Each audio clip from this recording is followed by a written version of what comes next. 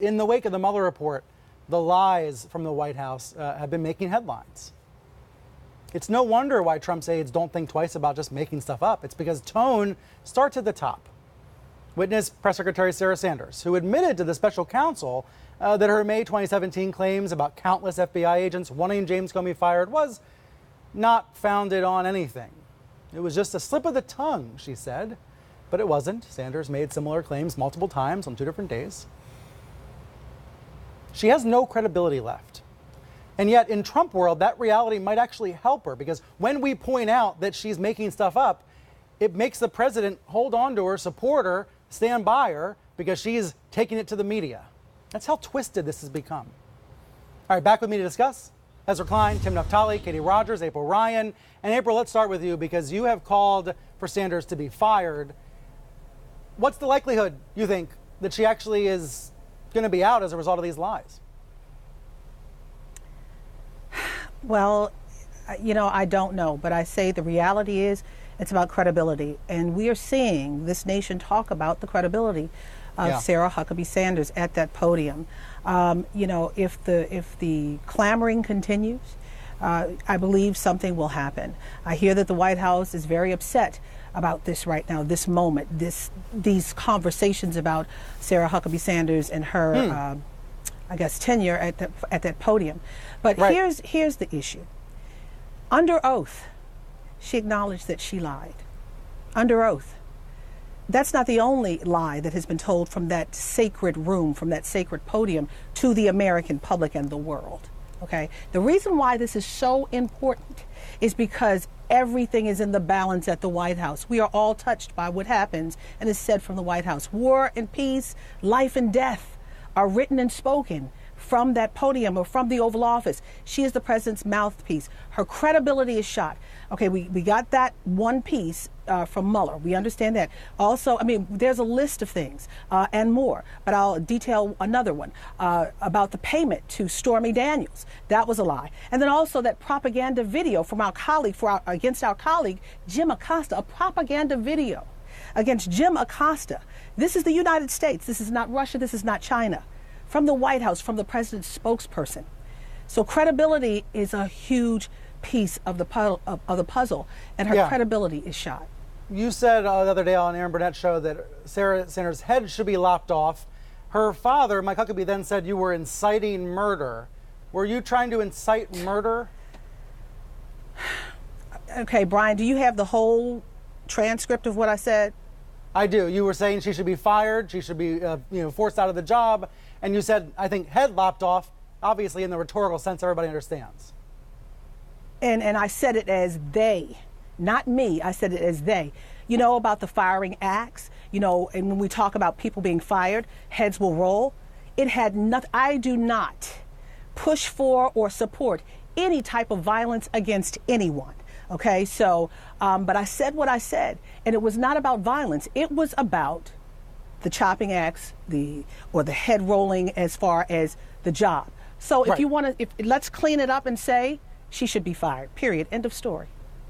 Now, Katie Rogers, Sarah Sanders' job has changed over the past couple of years. She used to be holding briefings almost every day. Right now, it's been 41 days since a White House press briefing, on camera there in the briefing room. We're coming up on a new record. If she hits 42 days, that'll be a new record, a number of days without a briefing. What does she do nowadays? What is Sanders' job every day now? Well, Sarah is well liked among the staff in the White House because she takes a lot of incoming. She is trusted by the president. She has a good relationship with him. And in a White House that is essentially run like the Trump organization, her loyalty and her connection with him counts for a lot.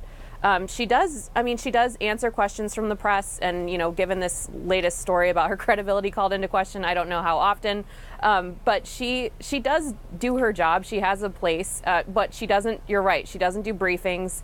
Those have kind of gone by the wayside, and that is because officials in the White House know that a lot of the things they might say to the public will be immediately undermined by the president or change course by the president. And that is not actually unique to this White House. Larry Speakes, who was Reagan's press secretary, told the press, we're not going to invade Grenada, and that the invasion occurred the next day. Jay Carney, who was Obama's press secretary, took some flack for what he said that was misleading about the Affordable Care Act. It's not uncommon, but this is typical in this White House. That's the difference. Yeah, they just take it to 11.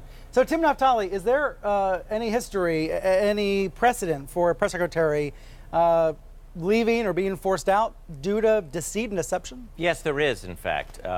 People around Richard Nixon decided to move Ron Ziegler, who was press secretary, out of the job because he had lost his credibility by 1974. When his deputy was asked, do you hate the press? His deputy, Jerry Warren, said, no, I don't. And so he did not get the official title of press secretary, because to be press secretary for Richard Nixon, you had to avowedly hate the press. This question was asked in front of Richard Nixon. Wow. It wasn't asked by him, it was asked by Al Haig, but it was in front of Nixon. Wow. But Ziegler did lose. Ziegler was pushed out. My goodness. Let me ask you, and I don't mean this literally, do you think Attorney General Bill Barr is acting as press secretary? You know, whatever that presser was on Thursday. Well, I'm surprised that the Attorney General hasn't decided to resign.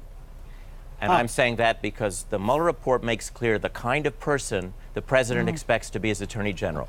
He wants his Attorney General to be his personal lawyer and, as he said, a fixer.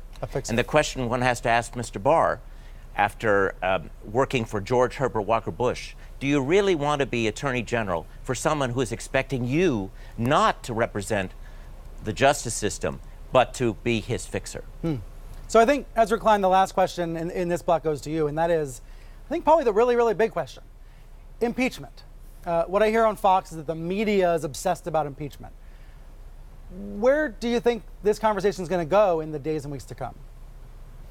I think impeachment's a hard question. So I don't think there's any doubt that in a working system where you had the ability to enforce accountability on the president, the clear pattern of obstruction of justice would merit and should merit an impeachment inquiry. At the same time, you do not have, I think, any chance of getting the votes in the Senate for impeachment, for removal, I should say. And you also have a public that is largely, at least so far, according to a March CNN poll, against impeachment. Only 36% are for it. So the problem the Democrats are facing is, on the one hand, impeachment inquiry is very likely merited. On another hand, their own base really wants it. And they also believe it will unite Republicans and split them, that it may do exactly the thing you don't want it to do, which is that instead of bringing the president to heel, it will help him. It will actually end up validating the very behavior you're trying to curb. So it's tough, and I would say that I think the reason it is tough is that we have a broken system of accountability. We are not supposed to have a system where accountability is fully and only a partisan act, where anytime you're trying to hold the president accountable, it's up to the opposition party. Impeachment, like a lot of things in our system, the way it works now, it needs a lot of bipartisan support for anything to get done, and particularly anything that big to get done. But there's no bipartisan support to get it done. Nixon's impeachment would not have gone forward in the way that it had if Republicans had refused to participate.